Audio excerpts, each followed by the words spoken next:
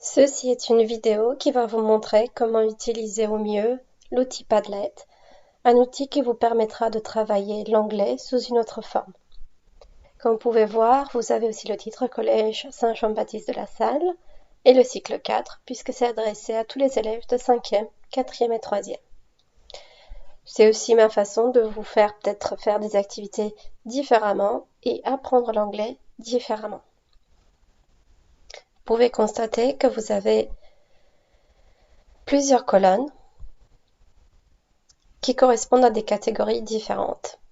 Les trois premières, ce sont des compétences langagières, compréhension de l'écrit, compréhension orale, expression écrite. Après, vous avez des activités bonus. Vous avez une petite activité de prononciation où vous allez pouvoir écouter Lucie vous expliquer comment les formes abrégées se prononcent, si c'est correct ou pas. Et après, vous pouvez vous entraîner autant de fois que vous souhaitez à les prononcer. Et la dernière colonne représente les outils et les instructions. Les instructions avec la vidéo YouTube que je fais, que je vous réalise, dans laquelle je vous explique comment cet outil fonctionne. Et vous avez l'outil dictionnaire en ligne qui vous aidera à déchiffrer, par exemple, des consignes ou des textes par rapport aux compétences travaillées. Comme vous pouvez voir, chaque compétence a aussi des niveaux de difficulté différents. Vous avez le niveau A1, le niveau A2 et le niveau B1.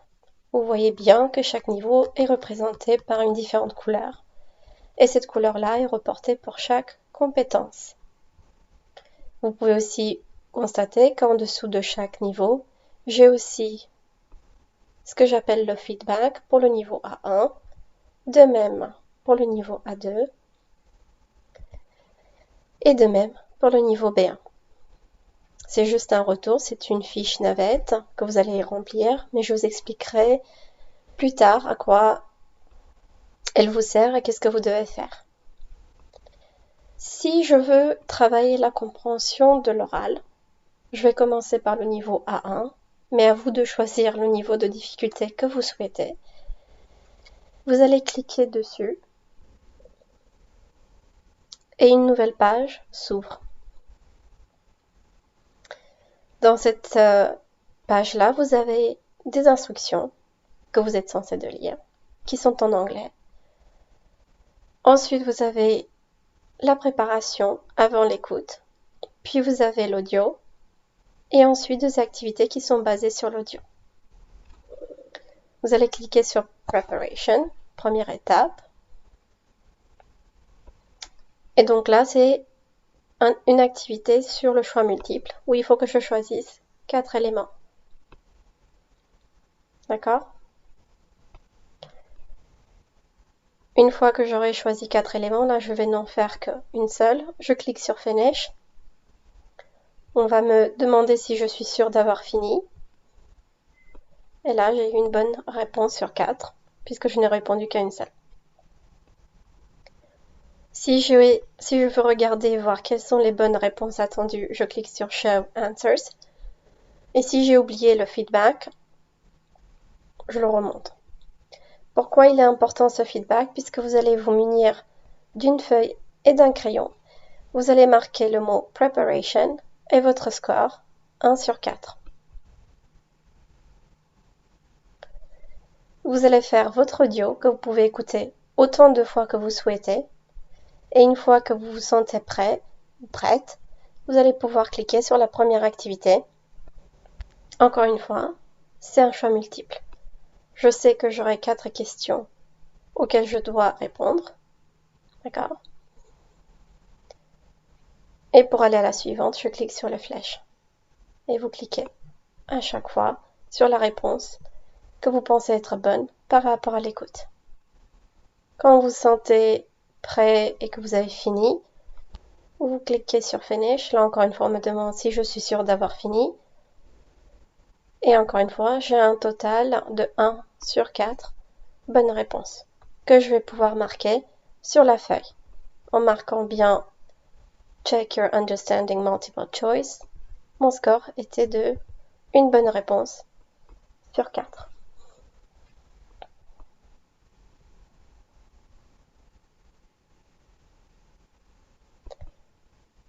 Et je vais faire de même pour la dernière activité. Cette activité-là correspond à compléter les espaces vides. Parfois, vous avez des mots qui vous sont fournis. Donc, vous allez cliquer sur le mot que vous pensez, puis sur l'espace dans lequel il peut aller. Et ainsi de suite pour chaque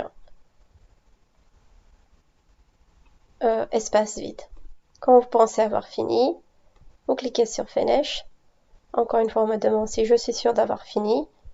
Je vais mettre OK. Et là, on me dit que j'ai 0 bonne réponse sur 6, que je vais pouvoir noter sur la fiche.